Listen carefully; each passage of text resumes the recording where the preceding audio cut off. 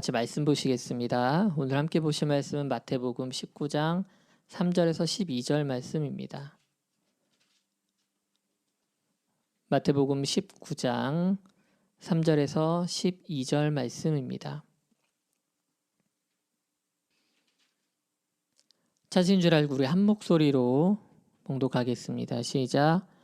바리새인들이 예수께 나와 그를 시험하여 이르되 사람이 어떤 이유가 있으면 그 아내를 버리는 것이 옳으니까? 예수께서 대답하여 이르시되 사람을 지으신 이가 본래 그들을 남자와 여자로 지으시고 말씀하시기를 그러므로 사람이 그 부모를 떠나서 아내에게 합하여 그 둘이 한 몸이 될지니라 하신 것을 읽지 못하였느냐? 그런즉 이제 둘이 아니요 한 몸이니 그러므로 하나님이 짝 지어 주신 것을 사람이 나누지 못할지니라 하시니 여짜오되 그러면 어찌하여 모세는 이혼 증서를 주어서 버리라 명하였나이까? 예수께서 이르시되 모세가 너희 마음의 완악함 때문에 아내 버림을 허락하였거니와 본래는 그렇지 아니하니라. 내가 너에게 말하노니 누구든지 음행한 이유 외에 아내를 버리고 다른데 장가드는 자는 간음함이니라. 제자들이 이르되 만일 사람이 아내에게 이같이 할진대 장가들지 않는 것이 좋겠나이다. 예수께서 이르시되 사람마다 이 말을 받지 못하고 오직 타고난 자라야 할지니라. 어머니의 태로부터도 고자된 자도 있고 사람이 만든 고자도 있고 천국을 위하여 스스로 된 고자도 있도다. 이 말을 받을 만한 자는 받을지어다. 아멘. 예, 평안하셨습니까? 예, 요즘에 매주 설교 시작이 안부를 묻는 것으로 시작하는 것 같습니다. 특히 한 주는 좀 이 말이 더욱더 좀 체감되는 한 주였던 것 같습니다.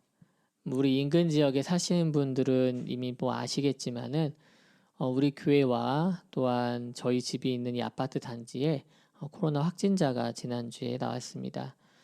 지난 월요일 아침에 홍성군 첫 확진자 소식이 들렸을 적에 사실 믿고 싶지 않았지만은 뜬 소문이었길 바랐었지만은 현실이 되었습니다. 사실 그동안 나름 경계하면서 지냈지만은 우리 군이나 또 다른 군, 인접한 군에서 확진자가 없었기 때문에 나름 이제 청정 지역이라고 생각을 했는데 안심하고 있었는데 뜻하지 않게 첫 확진자가 바로 우리 동네에서 나왔기 때문입니다. 약 한 주를 지내면서 제가 이제 이전에 좀 보지 못했던 몇 가지를 좀 면면들을 좀 보게 됐습니다.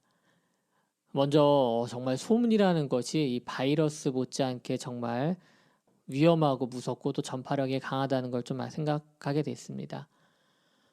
확진자에 대한 뉴스가 나오기 전부터 오전에 나오자마자 막 퍼지기 전에 그리고 또 늦은 오후까지 구체적인 동선이나 어떤 밀접 접촉자에 대한 내용이 나오기 전까지 그 시간 사이에 얼마 안 되는 시간 사이에 우리 동네, 우리 지역 커뮤니티가 정말 뜨겁게 달아올랐습니다. 지역을 대표하는 네이버 카페하고 입주민들이 같이 있는 밴드 그리고 또 개인적인 카톡에서 서로 확인이 안 된 여러 가지 정보들이 넘나들면서 여러 가지 이야기들이 오갔습니다. 뭐 그 가운데는 뭐 그런 것도 있습니다. 그 가족이 뭐 어디에서 장사를 한다더라. 그 장사하는 사람들하고 같이 몰려서 여행을 갔다더라. 그 사람들이 몇십 명이라더라. 뭐 그 딸이 우리 뭐 인근 지역에 뭐 면사무소에서 일을 한다더라. 그 사람들이 어느 가게를 다녀갖고 했다더라. 이런 얘기들이 계속 확산되고 재생성되고 그게 막 퍼져나갔습니다. 그래서 사람들은 이 뜬 소문에 휘둘리면서 공포감 가운데 이걸 어떻게든 확인하려는 마음에 이리 전화하고 저리 전화하고 여기저기 문의하면서 또 다른 사람들에게 이 내용을 알려주기 바빴습니다. 그러다가 오후에 군청 발표, 구체적으로 그 사람들이 어디로 오갔으며 몇 시에 어디를 갔었으며 하는 이 동선이 발표되자마자 그 여러 가지 소문들이 잠잠해졌습니다. 해외여행을 다녀온 그 부부는 다른 지역 사람들하고 패키지로 다녀갔고 결국 우리 지역에서는 그 두 사람만 있었다는 것입니다. 그리고 두 부부는 장사를 하지 않고 무직 상태였고 따님은 우리 지역이 아니라 서울에서 따로 거주하는 것으로 밝혀졌습니다. 이렇게 구체적인 경로와 시간대 그리고 배경들이 밝게 드러나자 사람들은 그제서야 억측을 날려보내고 조금 더 평온해질 수 있었습니다.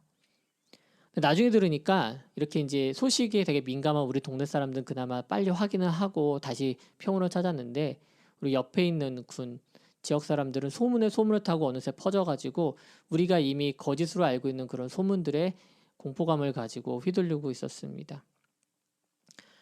물론 이 시국에 해외여행을 다녀오고 뭐 많은 사람들이 있는 곳에 오간 그렇던 사람들이 먼저 1차적인 문제가 있긴 하겠지만은 그 사람들을 정말 인격적으로 공격하고 신상을 캐고 그런 사람들의 면면을 보면서 정말 이 사람들이 그동안 정말 나의 다정한 이웃이라고 말했던 그 사람들인가 하는 생각이 사실 좀 들었습니다.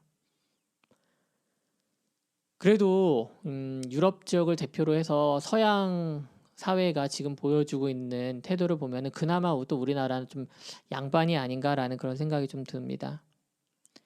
코로나 바이러스가 중국을 중심으로 해서 동아시아에 퍼지기 시작하자 유럽에서는 아시안이란 이름만으로 공격을 하고 테러를 했습니다. 더 놀란 것은 바이러스가 본격적으로 이 유럽 땅에 퍼지자 그 땅이 정말 인간의 존엄성에 대해서 어떻게 생각하고 있는지 그 태도를 보면서 좀 회의감이 들었습니다. 몇몇 국가들은 국가 차원에서 이미 손을 놓아버리고 뭐 살 사람은 살고 죽을 사람은 죽게 놔두는 그런 전략으로 가고 있다고 합니다. 심지어 어떤 사람들은 그런 국가의 태도를 보면서 사람을 살리는 비용보다 시체를 처리하는 비용이 더 싸게 먹힌다는 계산이 깔려있다고까지 생각을 하고 있습니다. 그동안 세상의 종말을 다루는 영화가 참 많았습니다. 그때 공통적으로 나타나는 현상은 사람들 간의 질서가 없어지고 불법을 아무런 자책 없이 저지르는 폭동과 소유가 일어난다는 것입니다. 이 극한 상황에 몰렸을 적에 사람들의 이 악한 모습이 여과없이 보여지는 것입니다. 사람들의 어떤 선한 겉모습에 가려져 있던 그 속에 완악함이 이런 극한 상황에 치달았을 적에 비로소 드러났다는 것입니다. 오늘 본문에서는 예수님은 율법이라고 하는 그 그럴싸한 가리막 뒤에 숨은 사람들의 완악함을 지적하십니다. 사람들은 법이 정해준 범위 안에서 행동하는 것에 대해서 자책이나 또는 양심의 거리낌을 느끼지 못했지만은 예수님은 그 법조차 사람들의 완악함 때문에 만들어진 것이라고 지적을 하십니다. 이번 코로나 바이러스 사태는 사실 아직 진행 중입니다. 앞으로 어떤 일이 어떻게 번져나갈지는 사실 앞이 정확하게 보이지 않습니다. 어쩌면 우리는 이번 사건을 통해서 인간성의 민낯과 그리고 사람들이 만든 법과 질서가 어떤 실체를 가지고 있는지 볼지도 모릅니다. 부디 믿음을 가진 사람들이 먼저 완악한 마음을 내려놓고 주님 앞에 긍휼을 구하며 이웃들을 향해 도움의 손길을 내밀길 원합니다. 이 위기를 잘 이겨내서 기독교가 도리어 하나님의 이름을 높이며 영광을 나타내는 그런 도구로 사용되길 소망합니다. 마태복음은 시간과 장소의 흐름에 따라서 예수님을 좀 조명하고 있는 중입니다. 아주 가까이서 예수님을 조명하면서 우리 옆에 오신 이 왕이신 그분을 보여주고 있습니다. 하지만 처음부터 이스라엘 모든 사람들이 예수를 주목했던 것은 아닙니다. 일단 당시 많은 사람들의 이목을 끌던 사람은 따로 있었습니다. 바로 침례 요한이었습니다.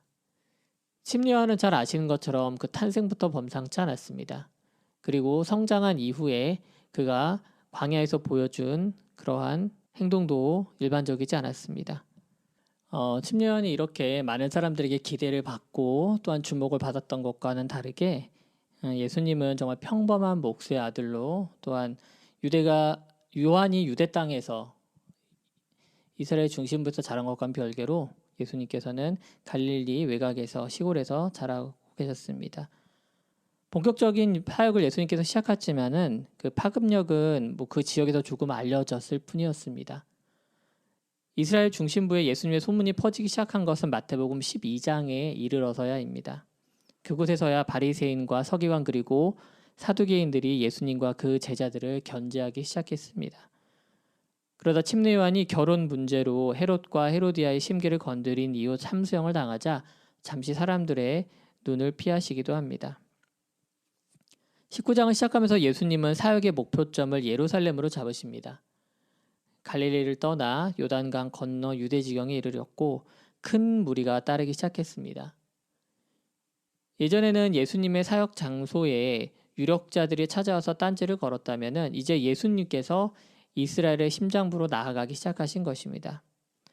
그러자마자 등장한 무리가 있는데 바로 바리새인들입니다. 마치 기다렸다는 듯이 나와서는 율법을 바탕으로 시험부터 합니다. 이 장면은 예수님께서 본격적인 사역을 시작하기 전에 광야에서 사탄에게 시험을 받는 마태복음 4장이 생각나게 합니다. 4장에서는 세상으로 나가서 이제 본격적으로 그리스도로서의 사역을 하려던 예수님을 사탄이 막아서서 시험을 했습니다. 그런데 오늘 19장에서는 예루살렘에 들어가서 그리스도로서의 사역을 마무리하려는 예수님을 바리새인들이 막아서는 것을 우리는 보게 되는 것입니다. 그들의 목적은 한 가지입니다. 바로 시험을 통해서 예수님을 꺾으려는 것입니다. 바리새인들은 오늘 율법을 동원해서 예수님을 함정에 빠뜨리려고 합니다. 수많은 율법 중에 하나인 이혼 문제를 가져다가 어떤 대답을 해도 걸려 넘어지게끔 유도하는 것입니다. 바리새인들은 예수님께 질문을 합니다. 어떤 이유가 있을 때 아내를 버려도 괜찮습니까? 사실 이 문제는 한번 앞서서 다뤄진 적이 있는 이슈였습니다. 산상수훈 가운데 이 문제에 대한 언급이 있었는데요. 마태복음 5장 31절에서 32절 말씀입니다. 또 일렀으되 누구든지 아내를 버리려거든 이혼 증서를 줄 것이라 하였으나 나는 너에게 이르노니 누구든지 음행한 이유 없이 아내를 버리면 이는 그로 간음하게 함이요 또 누구든지 버림받은 여자에게 장가드는 자도 간음함이니라. 예수님과 바리새인들의 이 이혼에 대한 논쟁은 모세라는 최고의 선지자의 말에 기반합니다. 이것은 신명기 24장에 구체적으로 나와 있습니다. 신명기 24장 1절과 2절 말씀입니다. 사람이 아내를 맞이하여 데려온 후에 그에게 수치되는 일이 있음을 발견하고 그를 기뻐하지 아니하면 이혼 증서를 써서 그의 손에 주고 그를 자기 집에 내보낼 것이요 그 여자는 그의 집으로 나가서 다른 사람의 아내가 되려니와. 당시 이스라엘은 이혼할 수 있는 권리가 남편에게만 있었습니다. 여성이 주도적으로 요구한다고 할 수 없었다는 것입니다. 24장 1절에 보면은 여성에게 수치되는 일이 있음을 발견하는 것에 대해서 얘기합니다. 이것은 간음 같은 계명을 어기는 중담죄는 아니었습니다. 그랬다면은 이혼 증서를 써주는 것이 문제가 아니라 사람들 앞에서 죽을 수도 있는 일이었기 때문입니다. 구약에서 하나님은 모든 백성에게 하나님처럼 거룩할 것을 요구하셨습니다. 그리고 거룩하지 못한 행동, 물건, 동물 등 여러 가지에 대해서 말씀을 해주셨습니다. 그런데 그러한 것들은 일정한 예식이나 혹은 일정 시간 마을에서 벗어난다거나 하는 방식으로 불결함을 벗어낼 수 있었습니다. 아마도 여기서 말하는 수치는 이런 것에 해당하는 것으로 여겨집니다. 그런데 문제는 그 다음입니다. 그러한 문제를 발견하고 남편이 아내를 기뻐하지 아니하면 이혼 증서를 써 친정으로 돌아갈 수 있게 한다는 것입니다.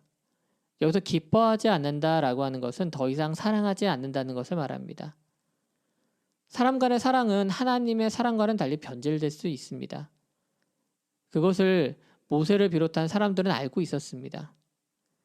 모세는 그런 상황에서 이혼 증서라는 방법을 통해서 여성에게 재혼을 위한 법적 보호장치를 주고 약자였던 여성의 권리를 보호해 주려고 했습니다. 이것은 이혼을 허용한다거나 또는 이혼에 대한 정당성을 부여하는 율법이 아니라 이혼이라는 이미 있었던 관습을 승인하고 도리어 그 이후에 있을 여러 가지 문제들, 예를 들어서 아내의 재산권 문제라던가 혹은 재혼의 길을 열어주는 문제 등을 원활하게 하려는 그런 보호하려는 것이었습니다. 법을 만들었다고 하는 것은 이미 그러한 일이 벌어지고 있다는 것을 말합니다. 하나님의 심정은 결혼한 부부가 한 몸으로 사는 것이지만은 이미 현실 사회에서는 여러 가지 이유로 이혼이 있었고 하나님은 그 이후에 사람들에게도 관심을 가지고 계셨습니다. 이러한 태도를 확장하면 율법의 본래 목적이 조금 더 명확해집니다. 신명기는 출애굽기 이후에 나오는 율법을 집대성하고 마무리하는 것을 보여주는 성경입니다. 신명기에서도 핵심 주제는 28장에 함축되어 있습니다.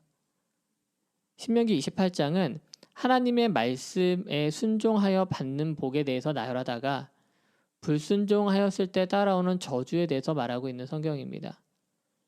그래서 사람들은 28장을 읽기 시작할 때는 하나님이 주시는 복에 대해서 흥분을 감추지 못하다가 그리고 기대하는 마음으로 그 구절 하나하나에 아멘 아멘 하다면서 받아들이지만은 중간을 넘어서서 따라오는 불순종의 심판과 그에 대한 정죄를 보면서 두려워하게 됩니다. 그러나 하나님은 율법을 주실 때 사람에게 벌을 주고자 만드신 것이 아니었습니다.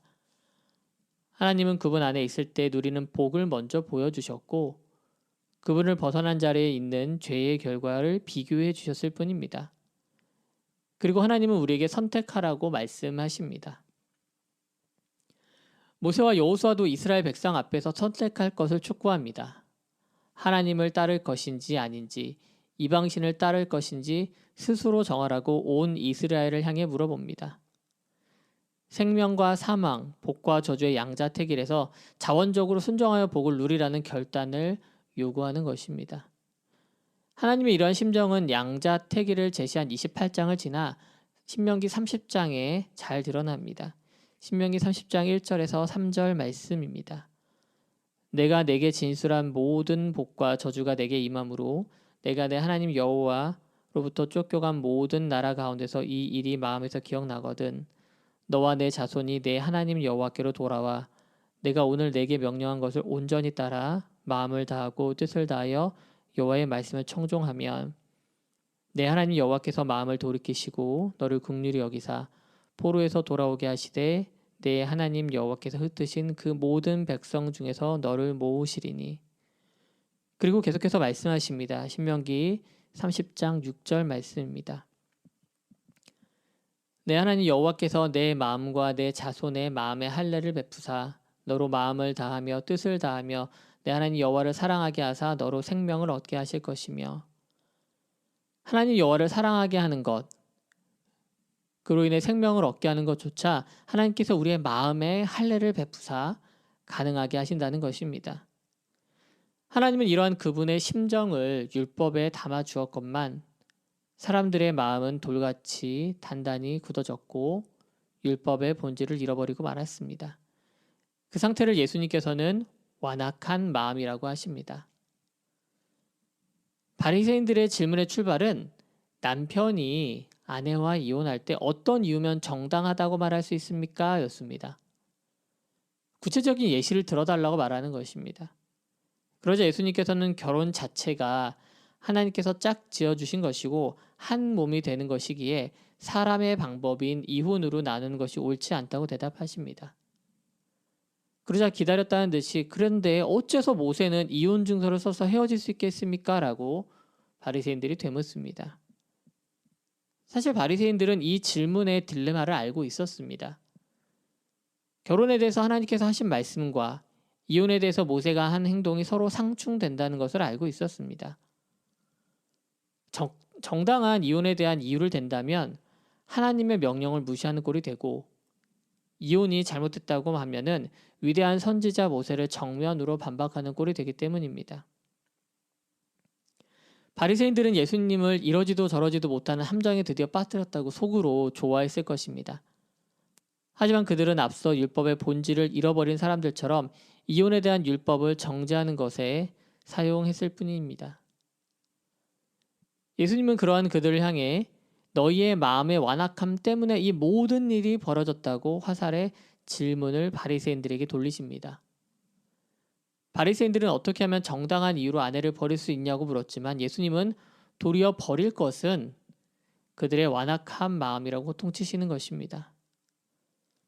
바리새인들은 그 이후 이것에 대해서 이런 방구 대꾸가 없음을 성경을 통해서 우리는 봅니다. 여기서 말하는 완악한 마음이라는 것은 메마른 마음, 굳은 마음, 거친 마음을 말합니다. 이것은 하나님이 원하시는 마음의 상태가 아닙니다. 이 상태에서는 하나님의 말씀이 마음판에 새겨지지 않습니다. 기독교를 비판하는 많은 사람들은 진짜 신이 있었다면 세상이 이렇게까지 죄악으로 가득 찰 수 없다고 말합니다. 악한 사람들이 승승장구하는 것 같고 선한 사람들이 어려움을 겪는 이 세상을 보면 기독교가 말하는 하나님은 없다고 말합니다. 그들은 자신들의 죄와 완악한 마음으로 세상이 이렇게 됐다고 생각하지는 않습니다. 지금 우리 가운데 완연한 죄의 시작은 돌아보지 않고 엉뚱한 탓만 하는 것입니다. 이스라엘 백성들 역시 그런 상황에 내몰린 적이 있었습니다. 나라를 잃어버리고 다른 나라의 노예로 살았던 때가 있었습니다. 다윗과 솔로몬 왕 때의 태평성들을 기억하는 후손들은 바벨론의 포로로 살면서 이스라엘에 하나님이 없다고 믿었습니다. 진짜 하나님이 있다면 이럴 수는 없다고 핑계를 댔습니다. 그들 역시 자신들의 죄는 돌아보지 않았던 것입니다. 하지만 하나님은 에스겔 선지자를 통해서 마지막 때에 대해서 말씀을 해주십니다. 에스겔 36장 26절과 27절 말씀입니다. 또 새 영을 너희 속에 두고 새 마음을 너희에게 주되 너희 육신에게 굳은 마음을 제거하고 부드러운 마음을 줄 것이며 또 내 영을 너희 속에 두어 너희로 내 율법을 행하게 하리니 너희가 내 규례를 지켜 행할지라. 하나님의 계획은 자명합니다. 우리의 굳어진 마음을 부드럽게 하여 하나님의 영이 우리 가운데 거하시게 하시며 자연스럽게 하나님의 말씀에 순종하며 살게 하는 것입니다. 하나님은 그것을 절대로 포기하지 않으시는 줄 믿으시기 바랍니다.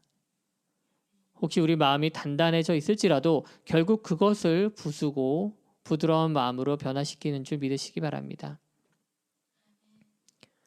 몇 년 전부터 한국 사회의 화두는 양극화였습니다. 경제적 양극화로 시작된 이 화두는 이제는 정치적 이념의 양극화, 세대 간의 양극화, 지역 감정의 양극화로 번지기도 했습니다. 목사로서 가장 안타까운 것은 기독교 내에서도 교회라는 이름 하나 안에서도 사람들의 마음이 나누어지고 세상처럼 양극화된다는 것입니다. 그 출발점은 말씀을 받아들이는 귀와 마음에 있다고 생각이 듭니다. 예수님께서는 계속 사람들을 향해서 말씀하시면서 들을 끼는 자는 들으라고 선포하십니다.